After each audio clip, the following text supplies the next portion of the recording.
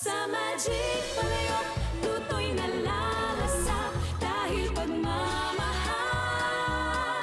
ang nangungunang sangka. Eh, ang sarap naman eh! Special pa yan. Kulit, masarap ka ng masarap eh. Maalat nga.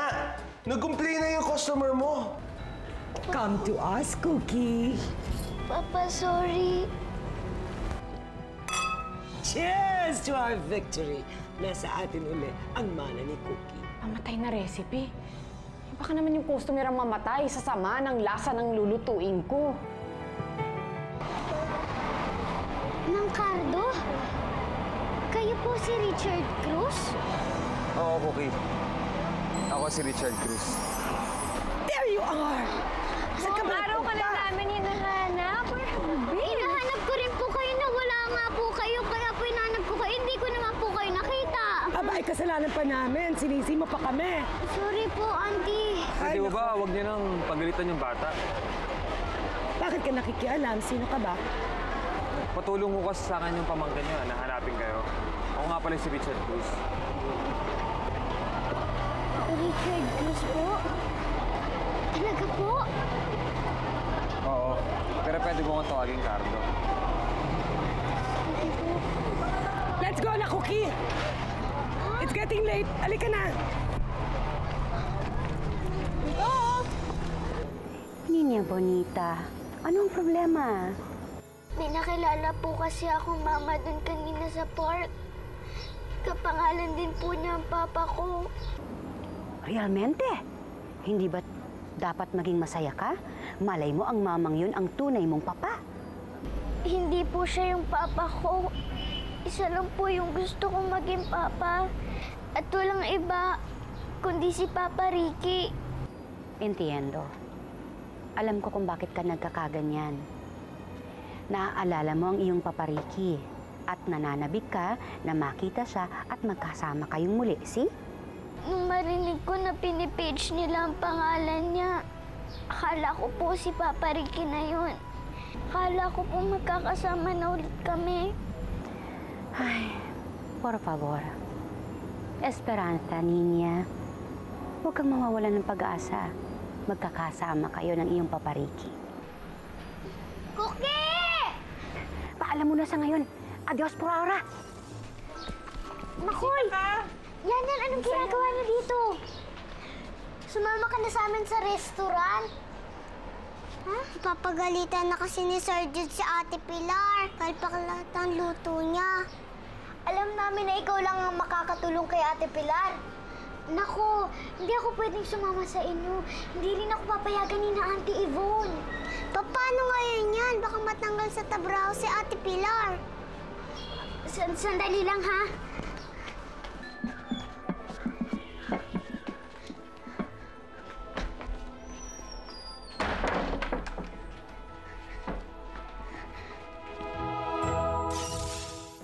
¿Qué pasó, niña?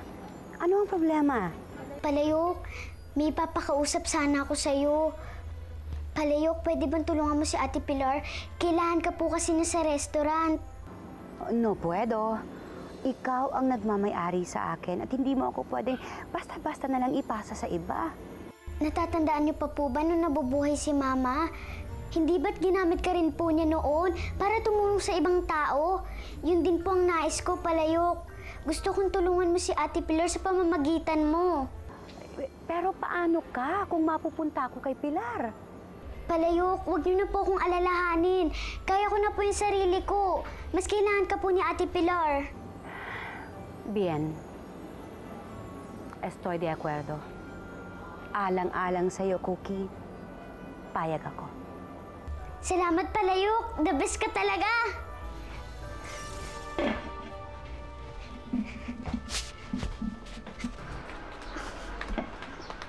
Oh, Palayok? Naman kasi, Cookie, ikaw nga kailangan dun ni Ate Pilar, hindi tong Palayok na to. Hindi ka ba talaga pwedeng sumama? Basta ibigay nyo lang to kay Ate Pilar, alam niya nang gagawin dyan, bilis. Sigurado ka? Ay, nakas na siyang pagalitan uli ni Mr. Sungit. Tara na nga! Oh, dahan-dahan na. Mag-iingat kayo. Ate Elma! Uy, mag-ingat kayo, ha? Sige. Iwas sa mga sasakyan. Apa. Malikot. Magandang umaga.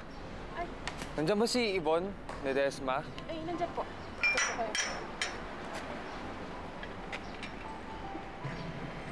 Dito po tayo, sir.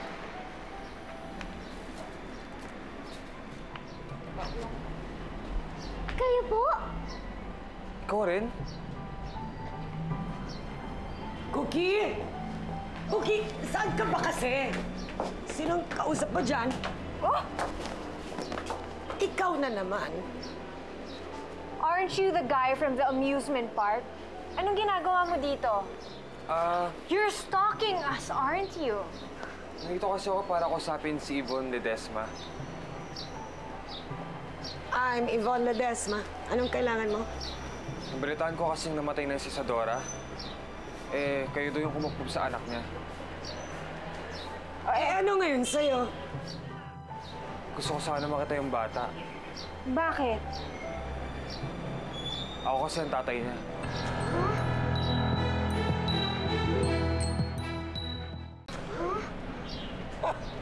Akala mo mauuto mo kami. Hindi lang ikaw ang unang taong nagpakilalang ama ni Cookie. You're nothing but a second-rate trying-hard copycat. Alam mo, umalis ka na lang dito. Unless gusto mo sa prison ka maghanap ng nawawala mong anak. Yes. Kayo ang papa ko? Cookie, ikaw ang anak namin ni Isadora? Cookie, anak ko. Oh my goodness, so dramatic. Stop. Look, kung ikaw nga talaga si Richard Cruz, patunayan mo. Convince us that you're telling the truth. Ano ba gusto mong gawin ko para maniwala ka sa akin? Okay. Ipakita mo ang braso mo because ang totoong Richard Ito ba? Cruz... Itong pek na to? Ew! Si Isadora ang gumumot ito nun. Ito ang palatandaan na nagkakilala kami. Anong paborito mong ulam na niluluto ni Isadora? Adobong manok na may kamote. Itinuro sa amin ni Isadora ang recipe na yun.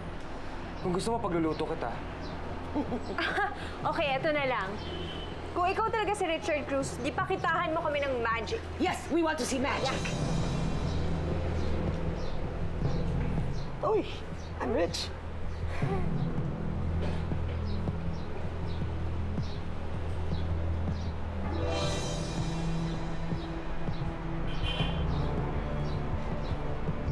Ito pa.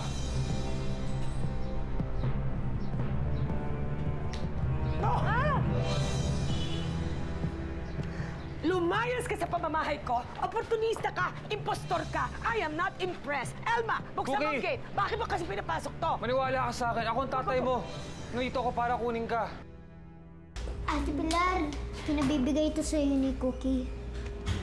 Palayok! Si Palayok! Napakabait na bata talaga ni Cookie, Palayok. Salamat naman, pinahiram ka niya sa akin. Kamusta na nga pala siya dun sa mga tiyahin niya? No está bien. Dinaramdam pa rin talaga ni Cookie ang pagkawalay niya sa kanyang papariki. Ay, mahirap talaga ng pinagdadaanan niya ngayon. Kung kailan naman napamahal na sa kanya si Ricky, tsaka naman siya pilit inilayo ng mga tita niya. Talaga namang nakakainis yung dalawang bruha na yun eh. Iwan-laban lang kaamor-amor dun sa bata. Hayaan mo, Palayok. Kakausapin ko si Ricky para dalawin niya si Cookie. Muy bueno. Magugustuhan niya ni Cookie.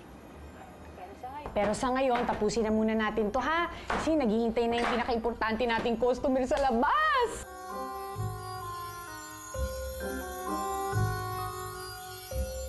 Hindi namin ibibigay sa'yo si Cookie because kami ang may karapatan sa kanya. We are her legal guardians. Mas may karapatan ako dahil ako ang ama niya. Cookie, maniwala ka sa akin. Sabihin mo sa kanila na gusto mo akong kasama. Sabihin mo na naniniwala ka sa akin. Pasensya ka na po, Mang Cardo. Pero hindi po ako pwedeng sumama sa inyo. Dahil hindi naman po kayo ang totoo kong papa. Ano, pahiya ka, no? Alam mo, umalis ka na lang. Tantanan mo na lang kami. Naninibago lang si Cookie. Respetuhin ko yun. Bibigatan ng oras para mag-isip. Pero babalikan kita. Ay, magsasayang ka lang ng oras. Ayaw nga sumama sa iyong bata. Kaya wala ka nang babalikan. Go! Elma, paalisin mo na to. Ba't mo kasi pinapasok? Huwag ka nang babalik, ha? Cookie, babalikan kita. Pangako yan. Shoo! Ayan na. This is it, Pilar. Nakasalalay sa luto mo ngayon ang future ng restaurant ko. Grabe ka naman, Ma'am Resure. Ganyan ba talaga ka-importante yung opinion ng critic na yan? Sabihin na lang natin kung hindi niya magustuhan yung luto mo at pangit yung review niya sa restaurant, maghahanap na tayo ng bagong trabaho bukas. Ngingiti kaya siya? Magugustuhan niya kaya?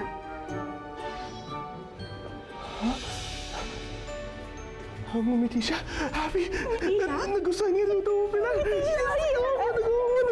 Congratulations!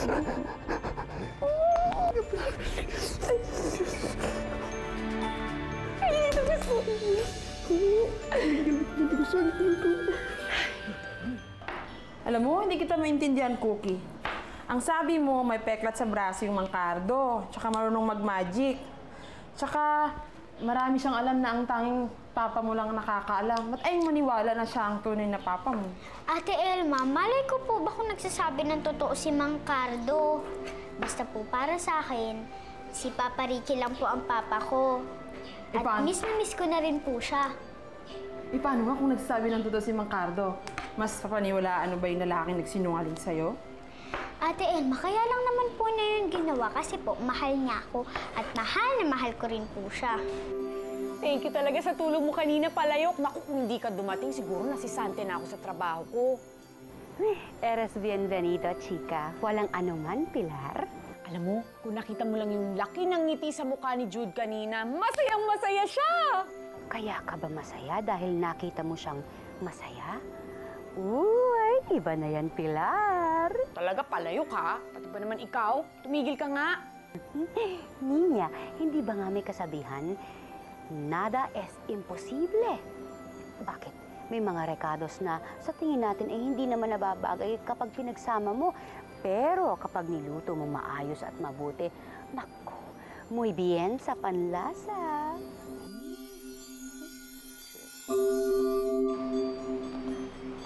Ay.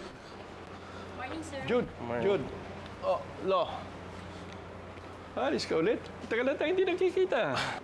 Opo, may kailangan akong ayusin sa restaurant. Nag-aalala lamang ako, baka napapabayaan mo yung personal life mo dyan sa restaurant na yan. Siguro pagtuunan mo ng pansin naman paminsan-minsan ang iyong love life. Love life ko? Lo naman iba din talaga kayo no? Pati ba naman love life ko problemahin nyo na ngayon, ha? Alam mo naman, tumatanda na ako. Gusto kong makita kita na lumagay sa tahimik. Tsaka gusto ko na magkaroon ng apo. Well, I'm sorry to disappoint, Lo, pero hindi ko priority love life ko ngayon Tsaka, hindi ko pa nakikita yung tamang babae para sa akin. Siguro dapat buksan mo lang ang mga mata mo. Dahil baka mamaya nasa paligid mo lang ang babaeng tamang-tama para sa iyo. Who are you talking about, Lo? Si Natasha? Sorry, but she's not my type. Masyado siyang high maintenance. Hindi si Natasha, si Pilar. Si Pilar?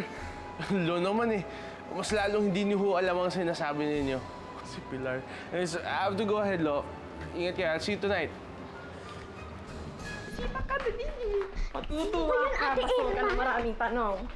Papa Ricky! Uy, bilisan nyo ha! Ricky, bilisan nyo, baka dumating yung mga tsahin niya yung terorista, ha? Salamat. Sige, Ate Elma. Tinawagan ako ni Pilar. Ang sabi niya, malungkot ka daw. Kaya dinala ko to sa'yo. Alright? Para maalala mo ako bago ka matulog. At para maisip mo na para lang tayo magkatabi. Para hindi ka na malungkot, ha? Papa, sana po hindi na po ako nagdalawang isip na sumama sa inyo na tumakas tayo. Kunting tiis na lang, Cookie. Gagawa ko ng paraan para mabawi ka sa mga tita mo. Papa, alam niyo po ba, may gusto din pong kumuha sa akin, hindi lang sina Auntie Yvonne. Anong ibig mong sabihin? Si Auntie Yvonne!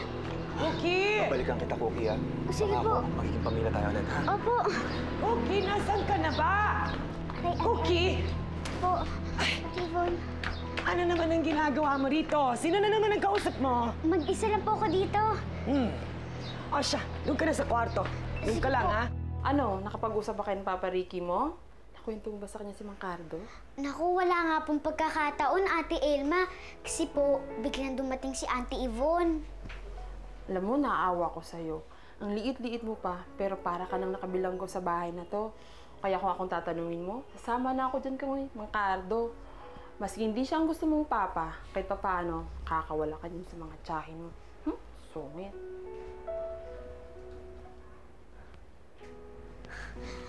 Ang galing mo talaga, Ate Elma. Thank you po. Bakit? Anong ginawa ko? Ate Elma, alam ko na kung paano ko makakasama ang papa ko. Alam ko nang gagawin ko. Dito, ano ginagawa mo dito? Hindi ka pwede pumasok sa bahay ko! Alam mo, kakasuhan kita ng trespassing. Mabubulok ka sa kulungan. Hindi ako pwedeng pagpigyan ako yung anak ko. Ay, what the hell is wrong with you? Do you have memory gap or something? You don't remember? That kid doesn't believe you! Hindi po totoo yan, Auntie. Naniniwala na po ako sa kanya. Ha? Totoo, Cookie? Opo, Papa. Handa na po ako sumama sa inyo. Cookie! Saan nagpunta si Cookie? Kinuha na ng tatay niya. Pumunta dito yung food critic na si Carolina Ceballos. Opo, Ma'am Natasha. Gustong-gusto niya iluto ni Pilar eh. O ikaw, ayokong aasta ka dito na parang prinsesa. Ay! Aray ko, Natasha! Aray ko, masakit na sasaktan ako! Akala pa naman eh. May pagtingin sa'yo, isang yun eh.